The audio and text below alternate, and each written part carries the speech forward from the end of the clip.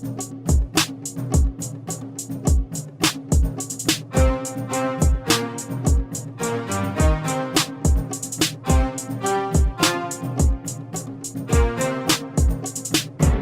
listening to Rookie Pirate Radio, the official anime and manga podcast for InBetweenDrafts.com. I'm John Negroni. I'm Travis Hymas. And I'm Allie Johnson. And today we're going to be discussing some of our late summer anime recommendations, what we've been watching in general, maybe some hot takes. Sorry, I'm still trying to get used to Allie being in the intro. It's like, whoa, it's a lot to get used to.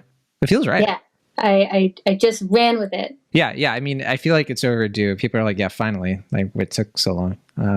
But welcome, both of you. It's been a hot anime summer. That's what I've been calling it. And since One Piece is on break, or was on break this past week, the new chapter is literally like coming out right now, but that's fine. We won't be talking about it till later. For now, I thought it would be cool to just kind of check in, because there's a lot of anime that's been flying, and we've been doing brief anime check-ins, but not everybody listens to those at the end of the One Piece manga recap. So here we are. So if you do listen to those manga recaps, it might sound a little repetitive, but I think we've brought enough variety to the table today. I think so. I'm going to do my best. I'm going to not do a lot of overlap here. And especially because when we did the last anime check-in, I didn't go into detail with anything. And I hope to be a little bit more specific with what I'm talking about here. All that said, Travis, every day of the week, every week, people come up to me and I don't even know who they are, but they're like, oh yes, John Negroni, co-host of Rookie Pirate Radio. That's nice. But I've been trying to get in touch with you. I've been trying to talk to you about the podcast. I'm lucky I ran into you in real life at this Kohl's, but I just need to know, like, where do I go? Like, you have email? Do you have a fax machine? Like, and Travis, I know you have the answer to this question. I do have the answer to this question. We do have an email. It's rookiepirateradio@gmail.com. You're going to have to say it again. One more time. rookiepirateradio@gmail.com. I am cursed to have to say it like 2 or 3 times every episode now. Or the witch will take my soul. But really, if you want to actually have a good back and forth with us, the best thing you can do is join the In Between Drafts Discord server, which is linked in the show notes. We have channels for anime, manga. We have a couple of different One Piece channels for the purposes of where you are in the story, so you can participate in all of those conversations. We've got the live action One Piece coming up, which is pretty exciting. Are you going to watch that, Allie? Yeah, I think so. But that's not all. We also have channels for everything from music to movies to TV and more. And we're always hanging out in there, always chatting with you all. And we would love to have you join us if you haven't already. Yeah, we get more recommendations from you all than we give to other people. I almost feel bad about it. But well, hey, you know what? This episode, this conversation, hopefully it's going to, turn course on that a little bit. So, okay, I wanted to start with, I think, a question that is on my heart that I feel moved to ask both of you. And I feel like Allie has to answer the question first because, Travis and I already did an anime check-in last week. So, Allie, I'm very curious where you've been at on your anime journey. We're all on one.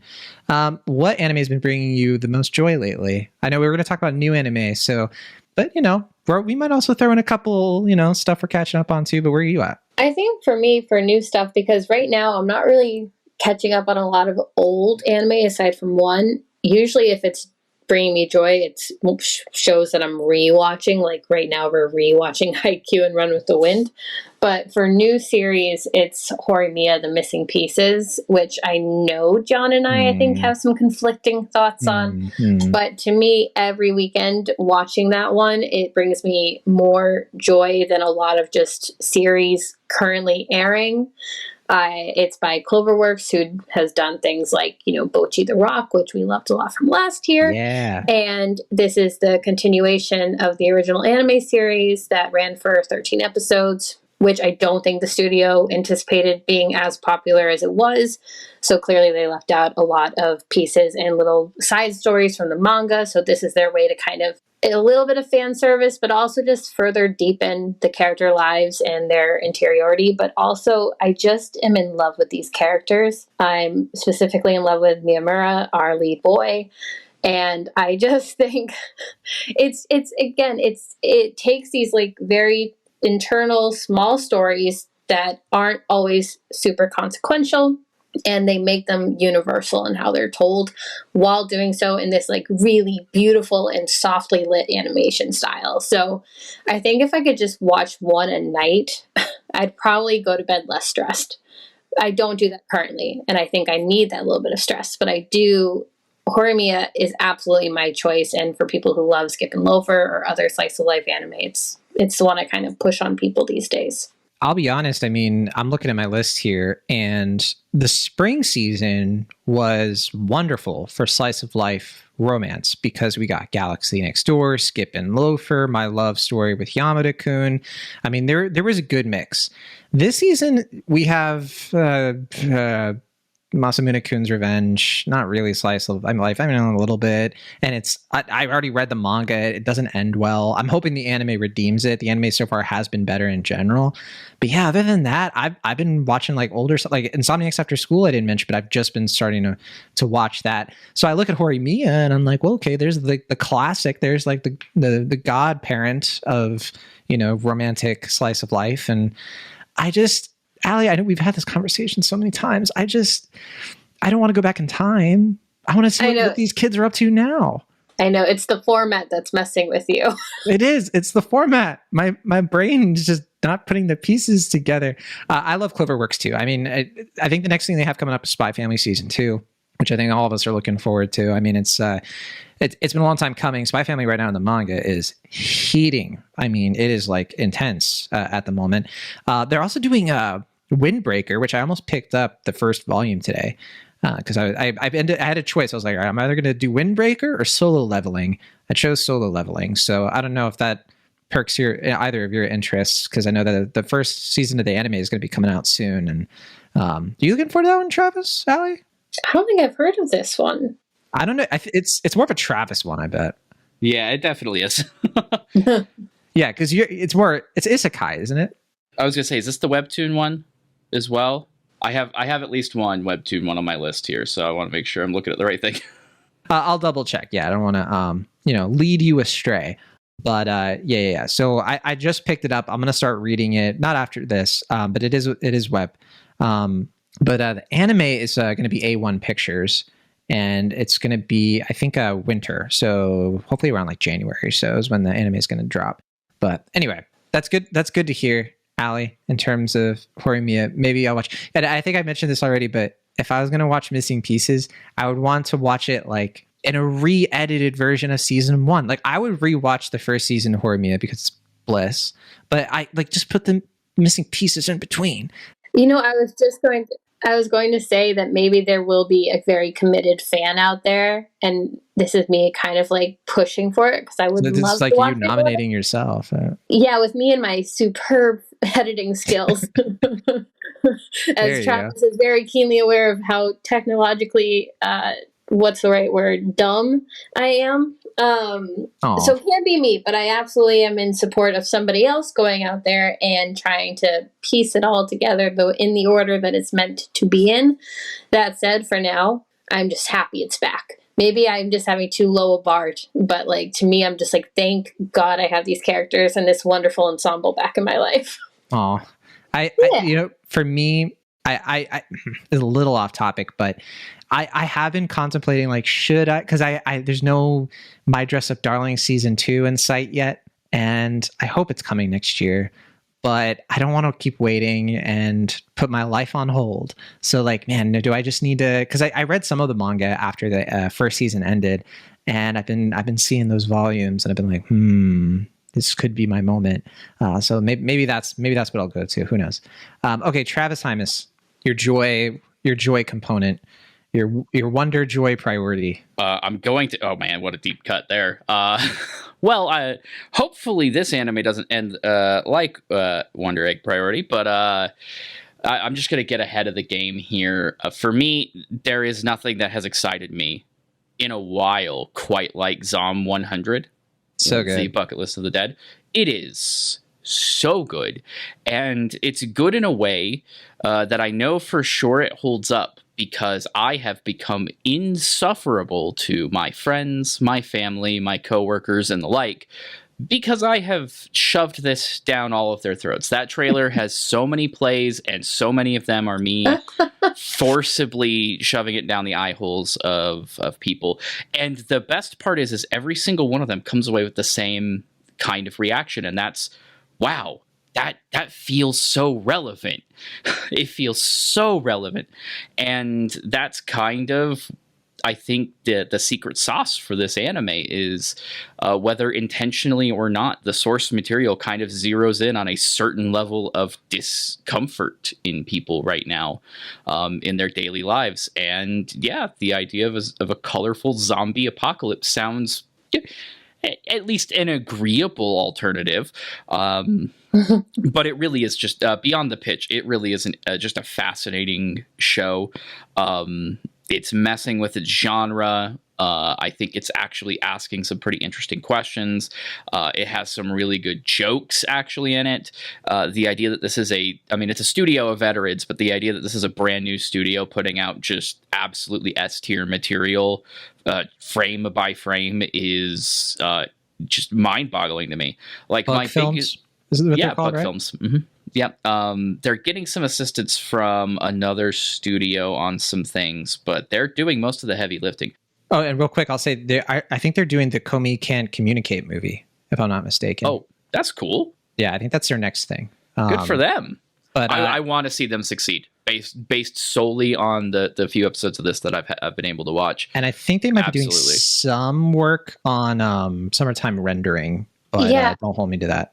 You know what? I think that might be true, and this might not to pivot too much, but you said it's a studio of veterans. I'm wondering if a lot of them worked at this studio OLM, which did a lot of stuff with Komi and Summertime, which I think Zom 100 is slightly skewering. So we discussed this last week on the podcast, and we were not sure how far we should go into that, but I did investigate. And ZLM is also the name of the production studio in the manga. So Haruasa might have some friends, but it's not like they added that. So please don't sue us, anyone. That would be great. Thank you. But no, it really is just this, I love these kind of anime that want to interrogate kind of common themes that we deal with, because shonen anime is great and you love feeling hyped, but sometimes you just want to see a grown slacker like yourself deal with life, and that's more or less what Zom 100 is. It's just also got zombies in it. Quinn conned me into reading Alice in Borderland, which is also by Haruasa, and I got to admit, this one's a way cheerier read, significantly. Permission to speak freely about Zom 100? Oh, sure. Well, first of all, live action film coming to Netflix. I think it's going to be out soon, actually. Yeah, it's practically right on the heels of it. Yeah. By the time most people listen to this. But okay, I got to be honest. First episode, no notes, loved it. It's gorgeous. I like the second 2 episodes. I like them. I do think there's a drop in terms of my engagement. Like, I'm into it. I'm invested. I'm going to keep going. But I would just warn people that the first episode kind of has a peak factor to it, and that don't expect that same high to be sustained over the next 2 episodes. A lot of setup and a lot of sort of like, okay, here's what this show maybe is about to be, but it's not the best paced in those second 2 or 3 episodes. And I think, though, it's steadily improving, and I'm not, by any means, I don't want to like try to make it sound like people should steer clear or anything like that. I actually kind of agree with you, John. I haven't seen the most recent episode yet, but I do think the first episode is almost so good that there's no way to go but down. But regardless, I think the animation is so gorgeous that it's always going to keep me watching, and I really love the lead character. But I kind of wonder what we might have gotten out of this being almost like a short film. Because I feel like it tells a very concise beginning to end story within that first episode of a guy who learns to recapture and reinvigorate his own life at the end of the world. Like, I think that's a really good story, and I think it's a really good story just within those 30 minutes. I would have just been satisfied with that. So I do wonder, like, I haven't read the manga, So I really don't know how far they push the storyline, but I'm curious to see if they're able to kind of recapture that magic of the first episode, because that's one of the best things, along with, the Oshinoko premiere that I've watched in animation in a long time. So I'm glad you bring that up, because I was about to snark that if Zom 100 was an hour and a half episode, John would take 3 weeks to watch it. There you go. Maybe longer. No, so we should say Zom 100 has 14 volumes out. So it's apparently still going strong. And Ali, I had that same sort of thought. I think we talked about it too with the Hell's Paradise. The same kind of thing happened to me with that one, where I felt like the first episode was such a great, concise short story. And then the next episode, I was kind of like, like the vibe is sort of shifting. I don't know if I'm totally into it. And then the third episode, I'm like, okay. And it's steadily gotten better. I'm taking a while with Hell's Paradise. I think I've only watched like 6 or 7 episodes of that. Do y'all think that's a manga effect? Because I mean, a manga's first chapter absolutely has to sell itself, start to finish. And TV like that TV has been like that for a long time. And it used to be, back when like network shows would have like 22 episodes or whatever, they would literally make it so episodic so that the better episodes they have toward the end of the season, when they have more stuff figured out, they would like put it closer to the premiere and then intersperse things so that it doesn't have that big of a drop. But yeah, for sure, we're sort of seeing anime feel that out too, huh? Yeah, I guess because in the past, and by in the past, I mean as recently as just this past year, as we've been really digging into more and more anime, me and my husband, Quinn, since everybody knows his name anyway. But we used to have a rule where it was like you always give an anime 2 to 3 episodes. Like, let it figure itself out. Let it get through the parts where it's just introducing the characters in the world. But now with things... 4 episodes. Yeah, that's probably more fair, and likely that's what we'll do. Like I gave the anime that I just dropped recently a whole 5 episodes and called it quits. But with first episode of Oshinoko is so long, that's like 4 episodes by itself. Well, that's kind of it's the thing too with that one, but then also Zom 100, they are kind of changing expectation, it feels like, a little bit recently with what we expect out of a storyline immediately, and I think it depends on also the genre and the story it's trying to tell. Like, if you had capped Oshinoko just on the first 22 minutes or so, you would have lost a lot of viewers. I think you need to see the entire storyline. I think you need to see that Zom 100 isn't just going to be about a depressed office worker. Like, I think it does depend, but I definitely feel like we're straying into the territory of like really needing to be strong and establish itself out the gate. It's a problem that very creative people are continuing to find creative ways to solve, right? And I certainly was feeling that with Oshinoko. I think that what pulled me in with that first episode, because I did finish it, so there you go. I watched the first episode of Oshinoko, and then I watched season 1, so the next 10 episodes, I think within like a day and a half. And one of the things that pulled me in to binge that so quickly was Idol, the song, the bona fide classic, most iconic OP of 2023 so far. Yeah. Please? Yes. I mean, I listened to it like on my way over here. Like I can't get enough of it. And I was like, literally, well, I could watch another episode. I'm not that hooked with what's going on necessarily, but I could watch the OP again. And genuinely, that's like been a main factor in keeping me engaged. And also, I read 20 chapters of the manga so far, past the anime, and I'll literally like listen to the OP in between chapters because I'm just like, so good. Also, I will say, like, for season 2 of Oshinoko, here's my hot take. The arc right after this one, I don't like it. But the arc after that, I love it. So fair warning. It's weird. I have very mixed feelings about the, it's like the play arc that they hint at the end of season 1. It's very like, I think the anime, I'll say this. I think the anime is so good that it's kind of painting the manga for me in like kind of a poor light. I think the manga just almost can't live up to it. But in a way that I think Love is War, same author, right? Akasaka. I think that like Love is War, the manga and the anime go together perfectly. I think that there's a little bit more clumsiness between the anime and the manga here. And I think that plays to why Akasaka himself is like, I don't even want to be a manga artist anymore. He just wants to write, because I think that's more of like where he's headed as an artist. And I say he can do whatever he wants, of course, obviously. So yeah, that's my little Oshinoko rant. I love it. Everyone knew I would love it. You all got your wish. It's interesting you bring up OPs, because the other thing I wanted to say about Zom 100 is I'm not entirely convinced about their little solution to time management, but I am interested by it.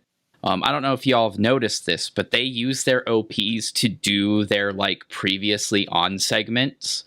So you get half a good OP with a really banging song, because Kana Boom never disappoints. But then it's clips of the previous episode, and then back to some original animation to close us out. And it's kind of an interesting way to solve for time. Well, can I segue that then into the anime that's been bringing me joy, because that's directly relevant. Let's do it. Mushoku Tensei.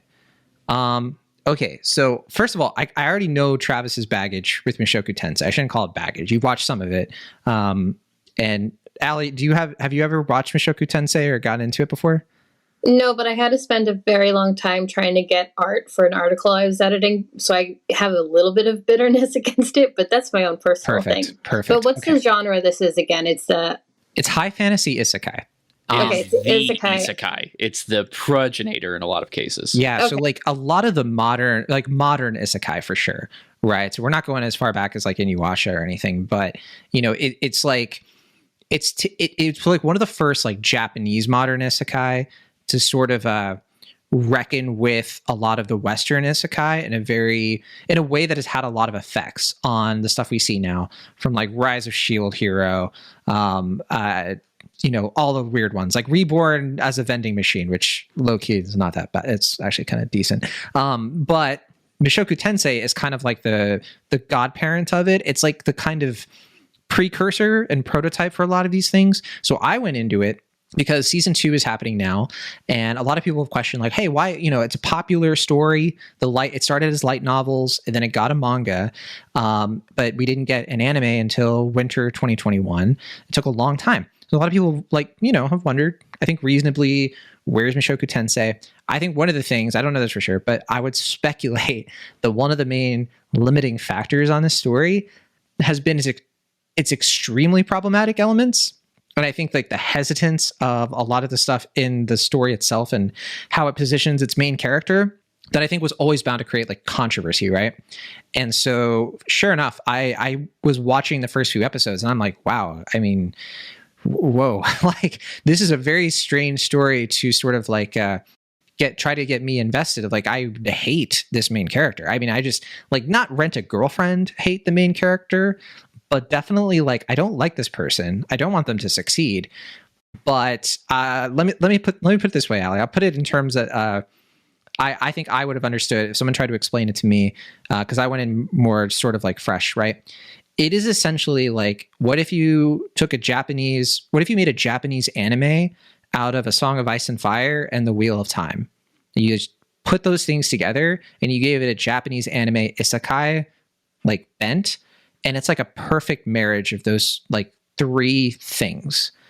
Because I'll say this. So I watched the first season, which is about 23 episodes, and there's an OVA for season 2. Season 2 is about 4 episodes in now. I watched all of it in less than a week, just a few days. I binged the whole thing.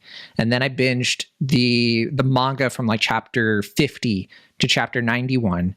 And then after that, I started reading the light novels. It is phenomenal. And one of the things that makes it phenomenal is it's the same stuff that makes something like Game of Thrones and overall Song of Ice and Fire, I think so spectacular. And even something like One Piece, which not isekai obviously, but not since One Piece, I would say, have I found an anime's world building to be this compelling to me. Because, and I know One Piece, maybe that's a trigger word, and maybe I shouldn't use that one for you, Allie. No, what are you talking about? There's gears now. I'm into it. But no, seriously, so the premise of Mushoku Tensei is that, what I mean by compelling, I forgot to finish that thought, but it's the kind of thing the more I learn about this world, same thing with One Piece, the more I learn about this world, the bigger it feels, and the more I want to keep learning on top of that. I find the world just endlessly fascinating. And on top of that, all of the characters, not just the main characters, feel extremely real, well-rounded, and I'm so invested. Like, I care so much about the characters in this story, characters that I don't even like, but also characters I love, and I'm like very conflicted about like where they are in certain parts of the story. But the premise is that the story starts in Japan, and you have this like recluse who is like 40 something, like he's in his 30s, 40s. He is just a bum, horrible human being. It's implied that he is like watching like lolly stuff and like, you know, pleasuring himself to it, and you're just like, wow, forget this guy, disgusting. Like he gets kicked out of his house because he skips his parents' funeral, and so his siblings forcibly kick him out. He's been shut in there for a long time. You don't know why. Like, a lot of this gets explained later of like what in the world is wrong with him. And then Truck-kun comes in, and you know, the isekai thing kicks off in Truck-kun fashion, you know, right? But at this moment, what's interesting is that like he's a despicable human being, no sentimentality, no likability, whatever. The reason he dies is because he tries to save somebody's life who he sees is about to get hit by Truck-kun, and he's like intervenes and all of that.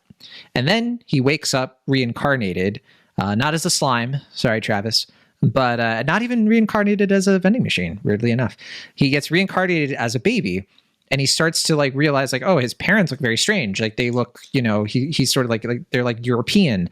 And like as a baby, he starts to figure out, because his memories are still there, he still remembers like Japan and everything, that he is in a sort of high fantasy world that is very similar to, you know, Westeros.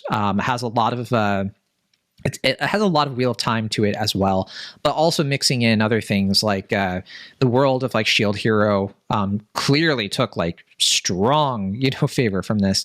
And you're really just following his second life, like his second chance at life.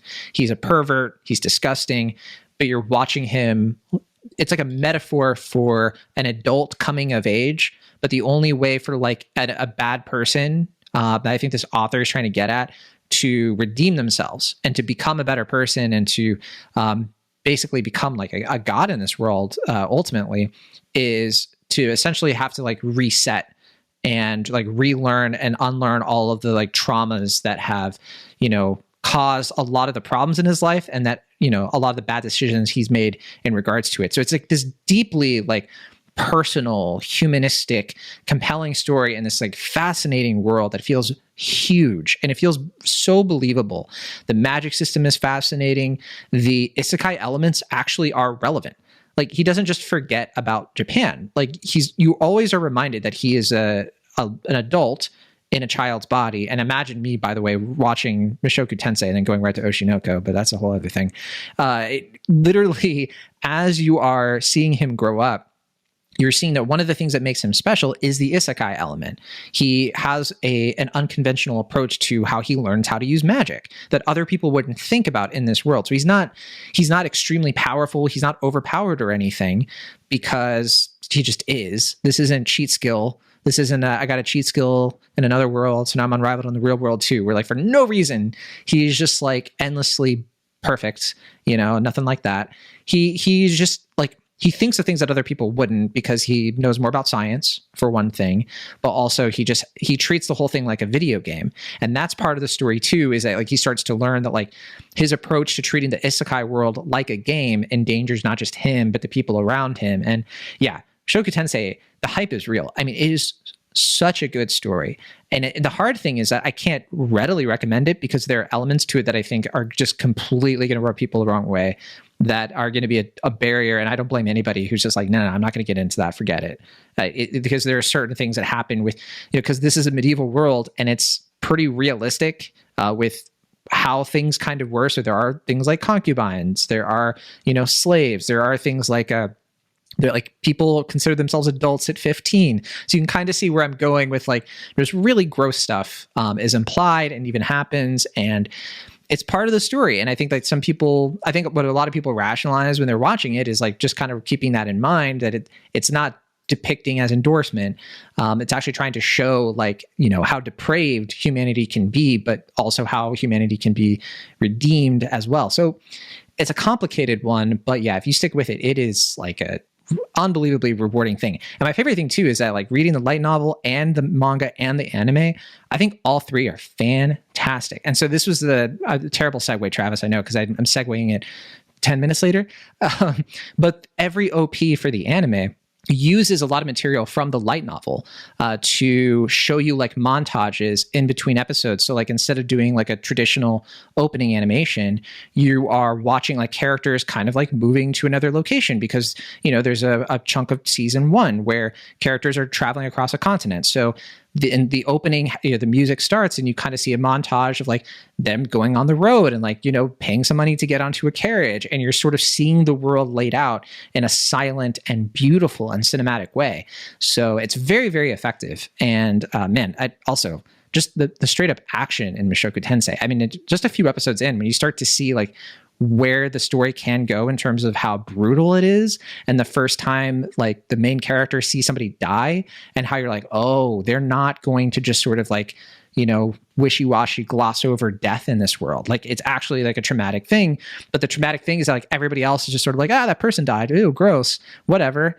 And they're like blasé about it because they're so used to it. But our main character, of course, is not used to it. And so like everything is so thought out in that way that it's just it's wonderful to watch. So season 2 is happening right now. It's so good.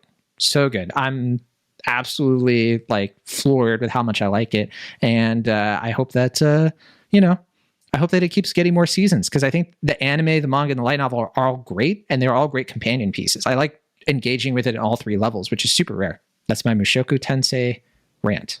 It was impassioned. I have a feeling you'll have somebody watching it along with you, Quinn, based on how you just described it. I'm going to message him right now. I have a problem just with the genre. I just have found that I don't usually find myself like drawn to the isekai. I'm saying it wrong now because I'm overthinking. Isekai. Isekai. Yeah. Whatever. I can't pronounce words, and that's just a character flaw of mine. But I don't usually get drawn to the genre, but it also can depend. Like if the animation looks really interesting to me, I might end up checking it out. But it's like you have me with the Wheel of Time comparison, and then you lose me with the Game of Thrones. And I know that's a thin line. Yeah, it's a big one. Yeah, it matters to me, but yeah, no, I mean, I'm not surprised that you love it based on the things that you compared it to with Wheel of Time in One Piece. Like the Frieren stuff, you know, it's not directly doing the Frieren thing, but it is very reminiscent. So yeah. Travis, have I intrigued you at all? I mean, I know you only did a few episodes, right? Yeah, so I'm familiar with the material. I also kind of bounce off of isekai these days. I'm picky with isekai, honestly. It's a very saturated genre. One thing that I will say though, in terms of like the problematic aspect is sometimes I have these same kind of problems, and I think more than anything else, that is what turns me off of series like that.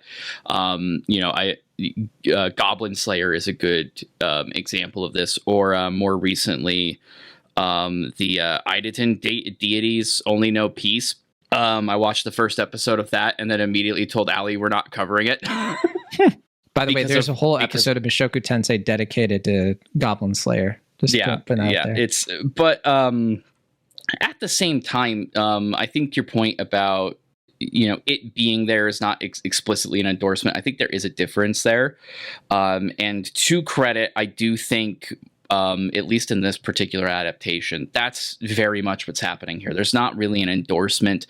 There's not really. I wouldn't even go so far as to call it a power fantasy.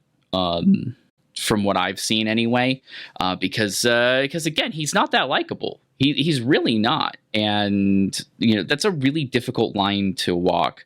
It's definitely something that I would have on my radar more than most isekai. I gotta be honest, I look at a lot of isekai and kind of roll my eyes at it. And it's really just a stigma on the genre. I know there's a lot of actually really good stuff out there, and there's even stuff out there that you could call an isekai that only is sort of an isekai, so it's kind of like get over myself there, but that more than anything is kind of what's held me back on stuff like that. Is just like, man, they're just gonna do the whole other world thing, and yada yada yada, and like to Your Eternity is right there, and it does a lot of the same fantasy world stuff without the nonsense. So we'll see how season 3 goes on that. Ali, can you steer us back off of the fantasy trail? We've been just like a bunch of smelly boys playing with action figures. But I know there's another stuff on your list. I know that, is there anything that, not just bringing you joy, but is there anything that's been like surprising you with how much you've liked it? I guess this would go back to, it aired and it finished earlier in the year, but Witch from Mercury was a big one for me because the Gundam series has always been something that I wanted to get into, mainly because I hate not being knowledgeable about things that I love. So I really wanted to watch it just to understand it. But I was always intimidated by how many series there were. And I knew that Witch from Mercury was one that was kind of a standalone and you didn't really need to know a lot about the history. But I just loved the character so much. And speaking of Idol, the same singer sings the OP for the first core of Mercury. So that was kind of fun to go right from one to the other. But I think that one was surprising because, again, it's I either really love things that have mech in it, such as, Gurren Lagann or Evangelion or Pacific Rim, or I'm just not interested at all. There's no in between, but I really, really enjoyed this. And I think mainly because of the lead character, Suletta, who is just adorable. And I know that the showrunner or the studio has gone out today being like, this show isn't gay. Yes, it is. Good old Bandai good old Bandai with it's open to interpretation, whatever. Even though the main voice actor very clearly believes that it's gay.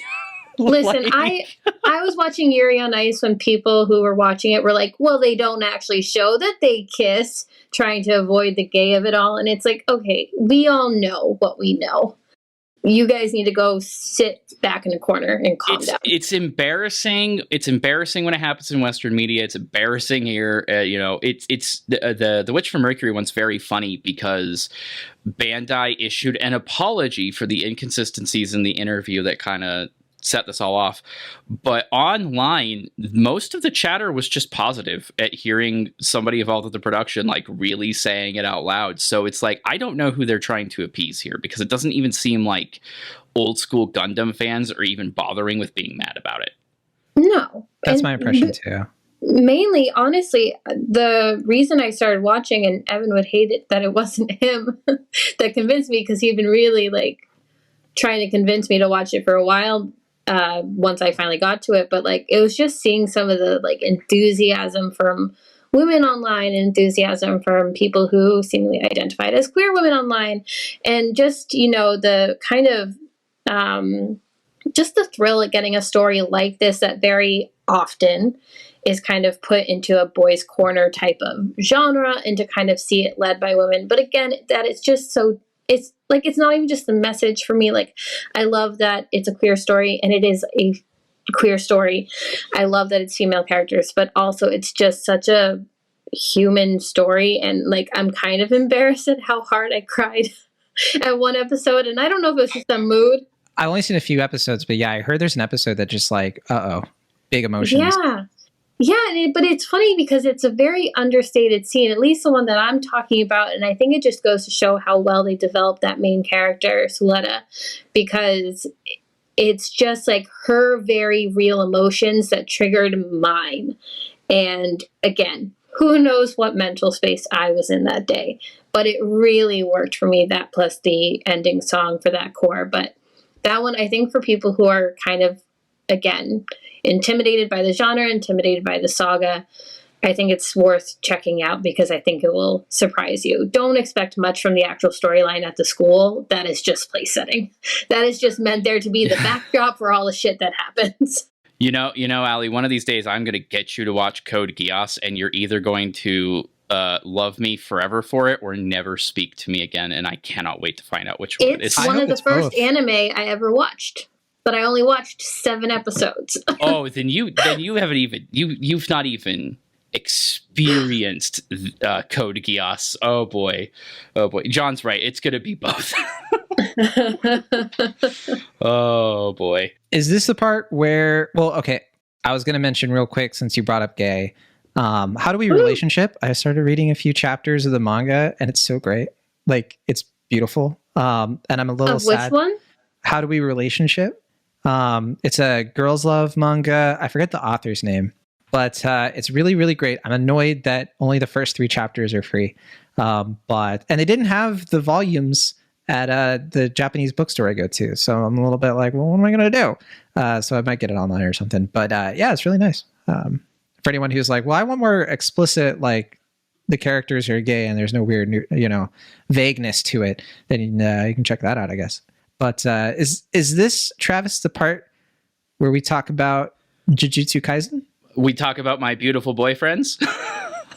Oh, geez, Louise. Since we're on the topic of text and subtext, I guess there's we a can little talk about bit of Jujutsu a Kaisen. kerfuffle. There's going to be a fight. There's a kerfuffle in the Discord over this one. You started it. I did. Everybody was like vibing, having a good time. It's Tuesday, and then I just came in and I was just like, "What if there was no peace?" Quite literally, that's what it felt like. I was just minding my own business, get a notification on my phone, and it's John just absolutely. And of course, he picks the week. He picks the week where I step in to do reviews for the show, right, for Ali. Of course, he waits. Well, no, it's because you posted it in the anime Discord, and I was just like, "Oh yes, Jujutsu Kaisen," and I just watched, caught up, and I'm just like, I in short, I just don't care. Like, I love the animation. It is like so beautiful. Like it's gorgeous. I'm like, oh my goodness. And young Gojo. I love Gojo. Okay. But the writing, I'm just like, all this stuff is just getting thrown at me. And I'm like, where did we leave off of season 1? Where are we in the story? Why is any of this happening? And why should I care? And I keep asking, like, why should I care? And the anime is just like, we don't have time to tell you why you should care. Here's this thing. He's picking her up. Look. And I'm just like, whatever. I'm bored. I'll keep going because I care about the main characters. I'm like, all right, we just got to get through this prequel thing. And everybody's just like, Jujutsu Kaisen's peak. And I'm like, what? This is the I think the struggle. Because I am primarily, I think people have picked up on this show yet. I am primarily a manga reader first.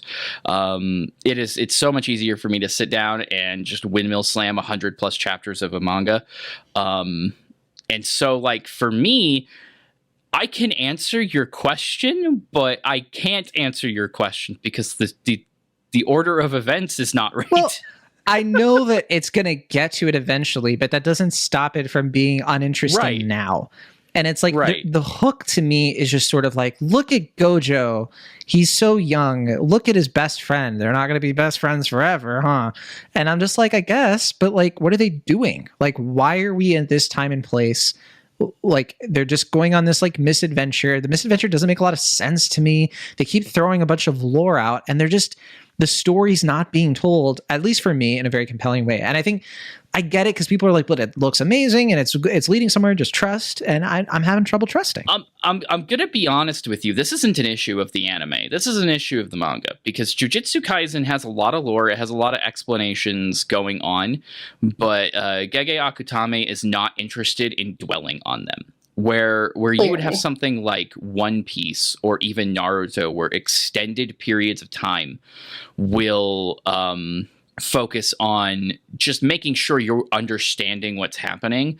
Jujutsu Kaisen is much more interested in, kind of dropping those little pieces of lore and then moving on to the actual interesting stuff, which does cause problems when you have to do an arc that requires you to go back and revisit material you wrote without the intention of ever continuing it, and also use that to set up your next arc.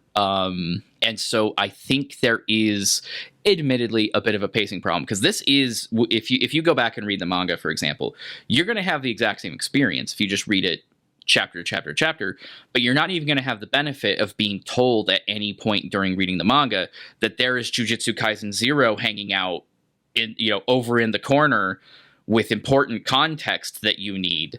Whereas the anime did you the at least the service of going, hey, make sure you watch this movie too, if you don't mind. You can blame Demon Slayer for making this a thing, by the way, but and I do. So it's a little bit of a tricky situation, but I think that that's a problem that Jujutsu Kaisen, as much as I do love it, I think it's one of the better modern shonen manga. I think it is a problem. Even now in the manga, and I don't want to spoil too much, but like the manga has now reached a point where it has kind of mutated into parodies of different manga at certain points, presumably as commentary. But we've reached what I call the JoJo's Bizarre Adventure part of Jujutsu Kaisen. Gojo's Bizarre Adventure. Funny you put it that way, but if you are a Jujutsu Kaisen reader, you might know what I'm talking about. But like, it's not necessarily pulling all of what you would expect to, and you kind of want to sit there and scream, "Akutami, you madman! What's the point of all of this?" Like, this is not even the arc where you're good. Like, if you stick with this series, this is not the arc where you're going to sit around and go, "Where's Itadori? What's Itadori doing?" We're not even there yet. That's coming. Thanks. Thanks for warning me. Season. Not this season in the anime. This season in the anime is a lot of good Itadori. I don't know if either of you will agree with me on this. It almost feels to me like the mangaka was like, you know what? I really struck gold with Gojo. People love Gojo. It's like, why not just make him the main character for a little while and have fun with that? Like, that's the impression I get. That's what an editor would do. 100%. I mean, that happens all the time. This is, I've referred to Jujutsu Kaisen as Bleach, but better. And this is 100% like a take on Bleach's like flashback arc they did quite a while ago. We'll get to Bleach eventually, I'm sure. But it's one of those. It's almost like the writer didn't really want to be in the shonen category. So he's kind of like rushing through all the prerequisite stuff, like, which I kind of found funny in season 1. Like, they have a training arc kind of for a second. Yeah. They introduce these characters that you think are going to go one way, and they quickly are like, nope, we're going to actually pivot this immediately. So, and they very, very, very loosely define the rules of their world, to the point where, again, I don't think the writer's very concerned with it. And I think that can be very divisive. Personally, I am finding myself increasingly frustrated with just the show in general. And for the record, I am so spoiled on this series. I know everything. It's not my fault. It's not my fault. It's not your fault. I spoiled part of it myself. One part Quinn accidentally did, and I had to go and follow up on it because I thought it wasn't true. And then I just clicked the trending topic on Twitter recently. So I'm very spoiled. That was my bad. I'm about to get on my rant. I'm about to get on my Shonen Jump soapbox here. Because I do think a lot of the roots of these problems come from the manga, because this is not uniquely a Jujutsu Kaisen problem. I think this is a Shonen Jump problem in regular. There it is right there. It's specifically Roboco. Roboco is the main problem there. Shonen Jump. He's got a cover of it put up. Yeah, the listeners can't see, but I'm holding up my Shonen Jump with Itadori. We love a good visual reference on a podcast. We love a good visual reference on a podcast. But there has been a shift in Jump in recent years. There's a couple of different things, and a lot of Western critics and pundits have kind of tried to gain insight on what it is. But for me, it really comes down to one thing, and that's in interviews constantly, over and over again, these newer mangaka make it abundantly clear that they don't want to be doing this for 10 years. They don't want to be doing this for even 6 years if they can avoid it. Horikoshi has been saying for 3.5 years that he wants My Hero Academia done. So has Akutami. He was saying earlier last year that 2023 was going to be the end of Jujutsu Kaisen, and it's only now that he's kind of like, maybe that's not happening. Like, there is this sense, and it may just be because, let's face it, this business has killed people. It might just be a change in work ethic. It could be a change in just generational. It could be the fact that Shonen Jump kind of seems to be throwing everything at the wall to see what sticks, because they know they're not going to have One Piece forever. They know that some of their most popular series are not being printed in the magazine and cannot be printed in the magazine due to their content. We don't have a new big three. We haven't had a new big. People have said that we've had a new big three for a while. That's not true. We haven't had a big three in a long time. There's been nothing to match One Piece, Bleach, and Naruto.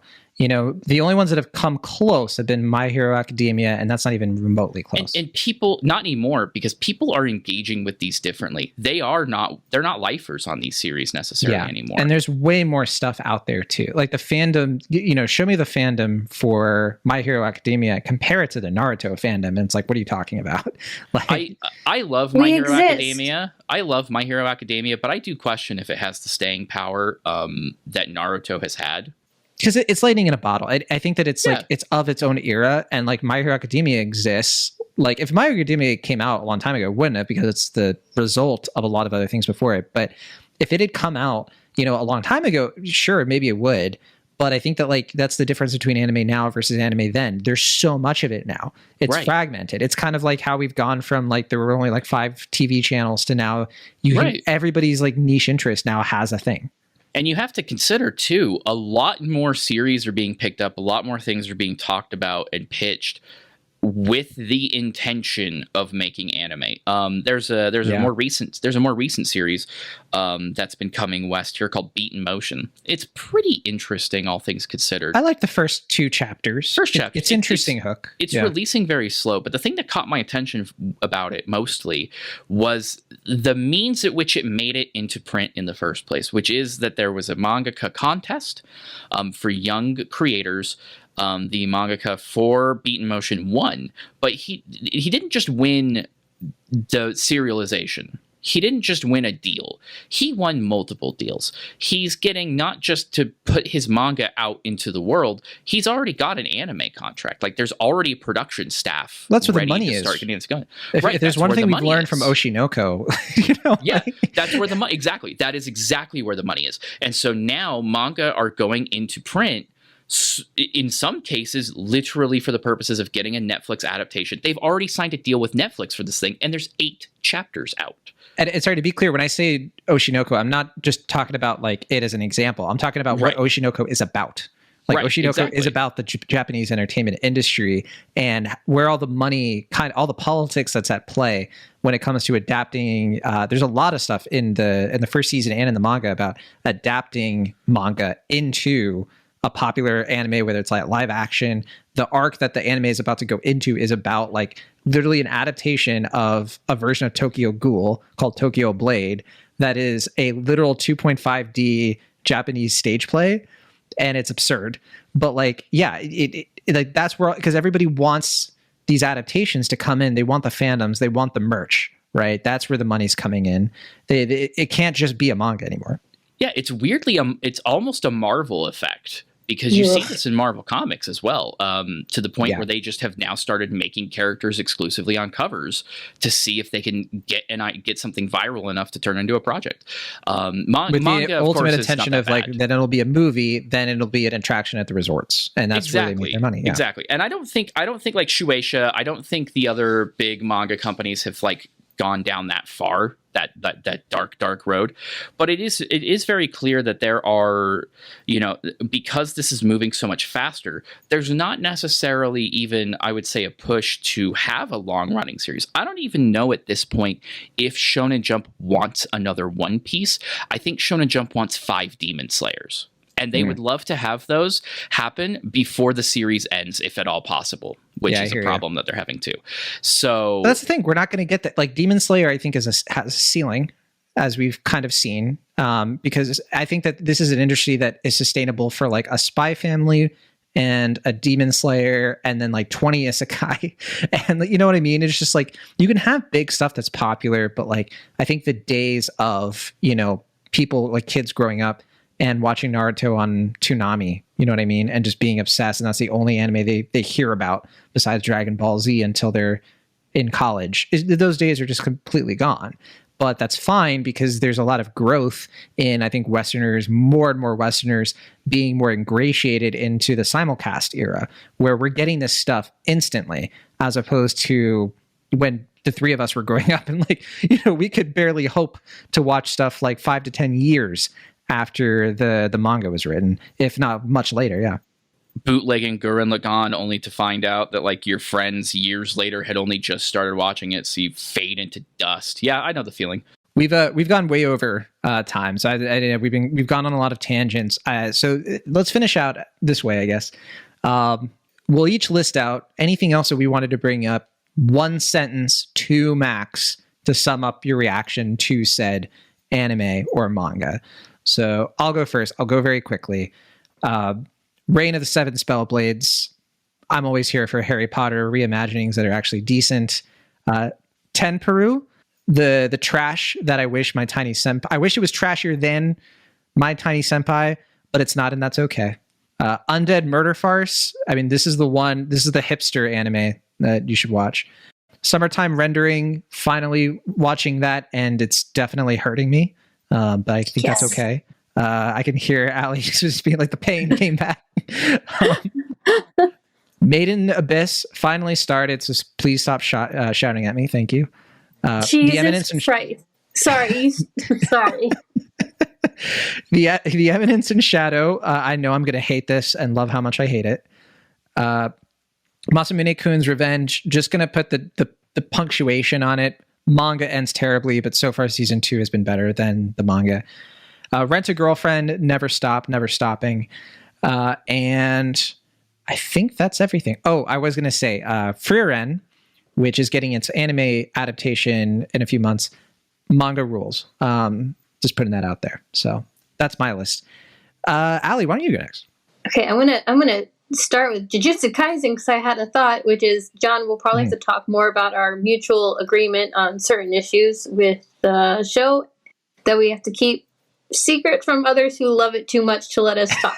No. Yeah, we'll have a private Discord channel for JJK truthers.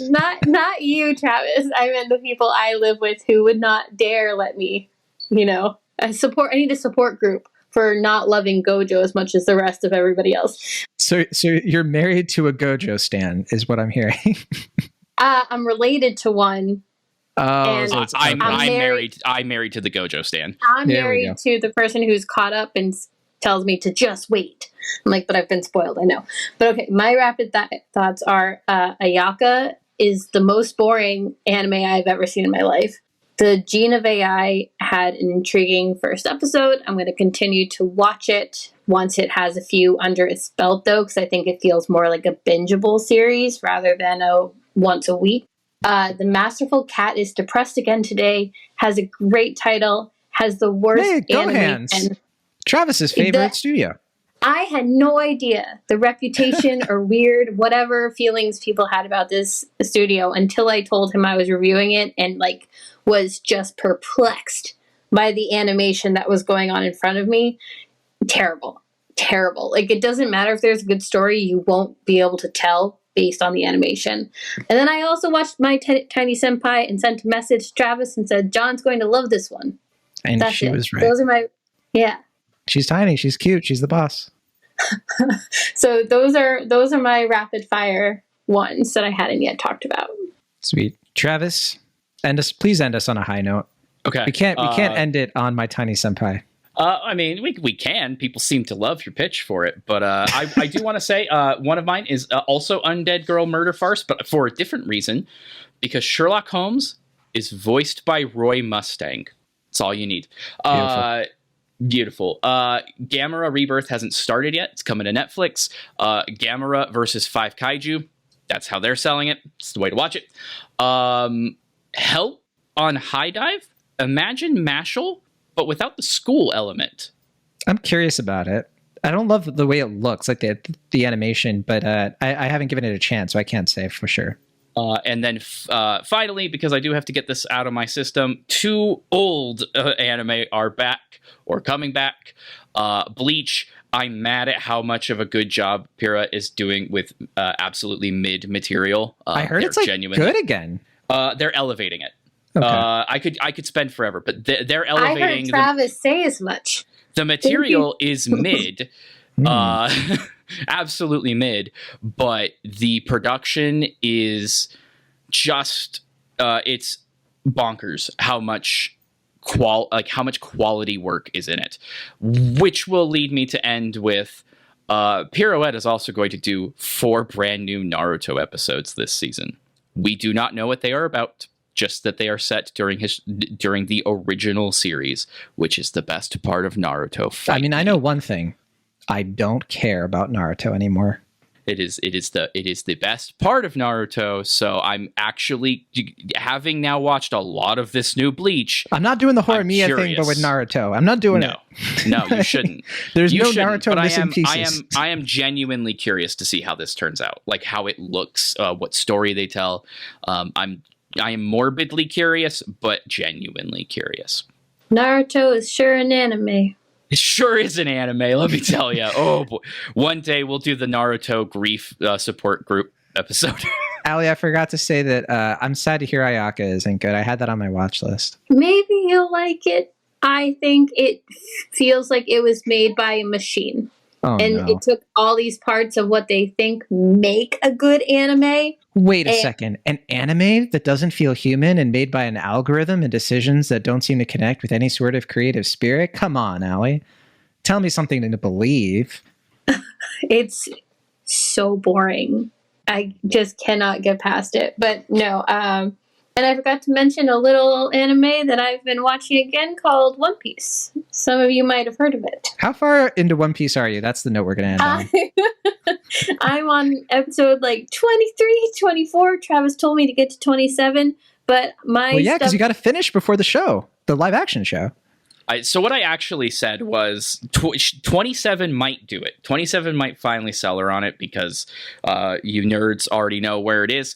But 39 will be the make or break it, in my opinion. You didn't tell me 39. That's the one I sent you. I said Did 30. you? Yeah. It sounds like you're moving the goalpost a little bit. Well, regardless, it doesn't matter now because I'm committed, because I clicked on a thing or I saw everybody talking about gears, and Travis won't tell me because I won't let him.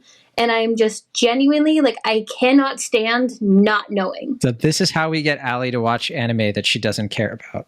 Yeah, no, it actually is. My stubbornness is overriding we my lightly disinterest. Spoil her on something and then won't refuse to tell her. You know what's great is that works on me. She at least gets lightly spoiled. I've got Evan on full social media lockdown. But Evan was over at our house the other day, and I could hear him yelling about things he was excited about with One Piece from the other room. So, like, it's different because he loves it. Oh yeah, we got him. He's doomed. Whereas I hadn't been hooked yet, but then I'll see somebody tweet online about how it starts out as a silly little show, but then, it's the most emotional thing you'll ever read. And that just bugs me because I want to know now. So I'm gonna catch up in a month. Okay. All right. Well, okay.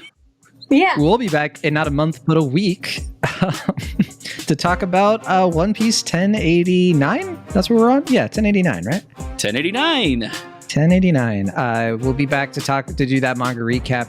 And I think we're going to have a break after that, too.